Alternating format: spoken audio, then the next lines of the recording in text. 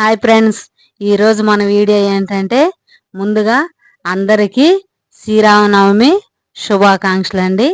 ఇప్పుడు మనం శ్రీరామనవమికి ఎంతో ఇష్టమైన వడపప్పు, పానకం, పచ్చి సలివిడి ముద్ద ఎలా చేసుకోవాలో వీడియోలోకి వెళ్ళి చూపిస్తారండి. ఇక్కడ నేను ముందుగానే బియ్యం ఒక కప్పు మన టీ గ్లాస్ అంతా తీసుకొని ముందుగానే ఒక 4 గంటలు నానబెట్టానండి. నానబెట్టి పక్కకు పెట్టాను. ఇప్పుడు చూపిస్తున్నాను మీకు.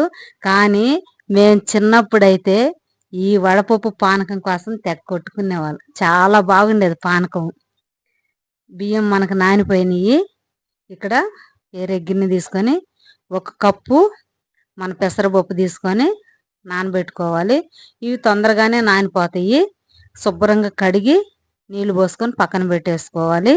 పక్కన పెట్టేసుకొని మనం ముందు బియ్యం చూపించాను కదా, ఆ బియ్యం ఆ వాటర్ తీసేసి మనం వడకట్టుకోవాలి జల్లెడలో. మనం ఇప్పుడు బియ్యం ఈ విధంగా వడకట్టుకోవాలి.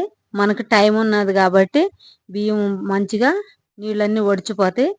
మీకు అంత టైం లేదనుకోండి, ఒక పొడి బట్ట మీద ఆరబోసి మిక్సీ పట్టుకోవచ్చు. మనకు అక్కడ బియ్యము నీళ్ళు ఒడిచిపోతాయి.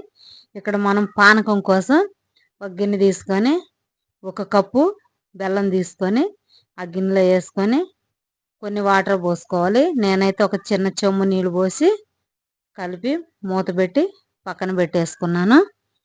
ఇప్పుడు మనకి పానకంలోకి చిన్న రోల్ తీసుకొని ఇట్లా రోల్ తీసుకొని సొంటి వేసుకోవాలి. ఒక ఇంచు ముక్క సొంటేసి దాన్ని దంచుకోవాలి. బాగా మెత్తగా దంచుకోవాలి. తర్వాత 1 టీ స్పూను మిరియాలు వేసుకోవాలి. 1 టీ స్పూను మిరియాలు వేసుకొని ఈ విధంగా మెత్తగా పొడి చేసుకోవాలి. దాంట్లో ఒక 4 యాలక్కాయలు కూడా వేసుకొని మెత్తగా దంచుకోవాలి. దంచి పక్కన పెట్టేసుకోవాలి. ఇక్కడ మనకి బెల్లం కూడా కరిగిపోయింది. మనం చూసుకొని ఇక్కడ మనం ముందుగా దంచి పెట్టుకున్న ఈ పొడి, మిరియాల పొడి ఈ బెల్లంలో వేసేసుకోవాలి. నీళ్ళలో వేసుకొని ఒక చిటికెడు ఉప్పు కూడా వేసుకోవాలి. ఉప్పు వేసుకొని కొన్ని నీళ్ళు పోసుకోవాలి. టేస్ట్ చూసుకోవాలి. ఈ మనకి తీపి కారం సరిపోయిందా చూసుకొని మనం కొన్ని తులసి ఆకులు వేసుకోవాలి. తులసి ఆకులు చాలా ప్రాముఖ్యం. తులసి ఆకులు వేసుకొని మనకి పానకం రెడీ అయిపోయింది. పానకం పక్కన పెట్టేసుకున్నాము. మనకి ఇక్కడ బియ్యం పానకం పక్కన పెట్టేసుకున్నాం కదా, బియ్యం కూడా మంచిగా ఆరిపోయినాయి. బియ్యం మిక్సీలో వేసుకొని మనము మెత్తగా పిండి పట్టుకొచ్చుకోవాలి. ఇప్పుడు మనం తీసుకొని వెళ్ళి పిండి పట్టుకొచ్చుకుందాం. ఈ విధంగా మెత్తగా పిండి పట్టుకొచ్చుకోవాలి. ఈ పిండిని మనం జల్లించుకోవాలన్నమాట. జల్లించుకొని ఇది ఈ విధంగా గిన్నెలో పోసాను చూసారా, ఈ విధంగా మెత్తగా జల్లించుకోవాలి. జల్లించుకొని మనము బెల్లం ఈ పిండి ఎంత ఉన్నదో కొలుచుకోవాలి. 1 కప్పు అయింది నాకు. ఈ కప్పు పిండికి నేను ఒక అరకప్పు బెల్లం వేసుకున్నాను. బెల్లం కూడా ఎట్లాగా గెడ్ల గెడ్లు కాకుండా బాగా సన్నగా తురుముకోవాలి. అప్పుడే మనకి పిండిలో కలిసిపోతుంది. దీన్నంతా చేతితోటి మెత్తంగా కలుపుకోవాలి. ఈ విధంగా కలుపుకోకపోతే మనం మిక్సీ జార్లోనైనా వేసుకోవచ్చు. ఈ పిండిలోనే ఒక 2-3 యాలక్కాయలు మెత్తగా పొడి చేసుకొని వేసుకోవాలి.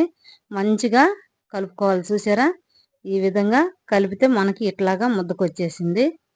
ఈ విధంగా ఉండాలి. ఒక చిటికెడు ఉప్పు కూడా వేసుకోవాలి.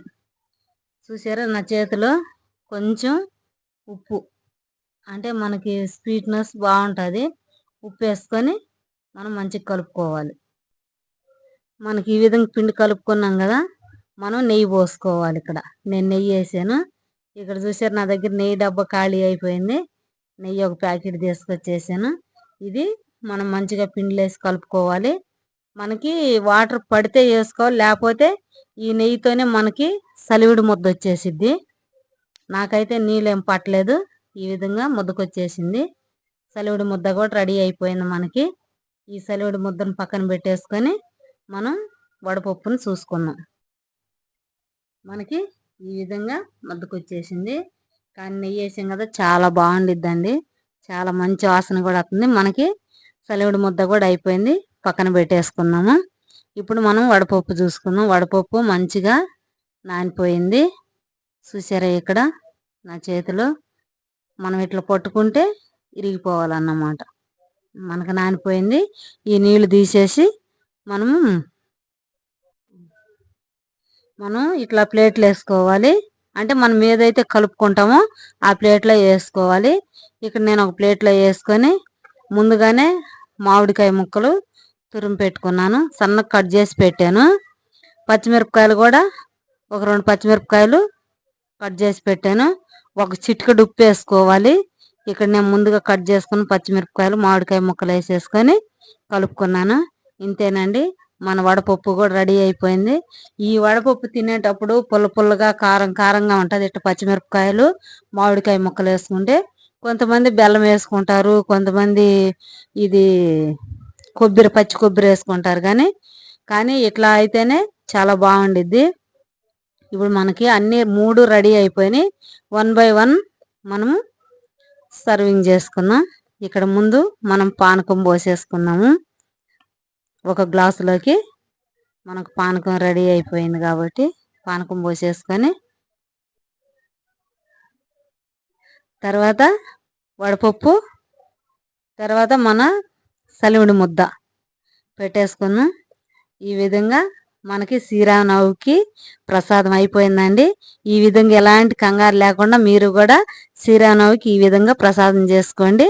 ఈ వీడియో కనుక మీకు నచ్చినట్లయితే లైక్ చేయండి, షేర్ చేయండి, సబ్స్క్రైబ్ చేసుకోండి. పండగ రోజు మీరు కూడా ఈ విధంగా ప్రసాదం చేసుకోండి. Thank you for watching.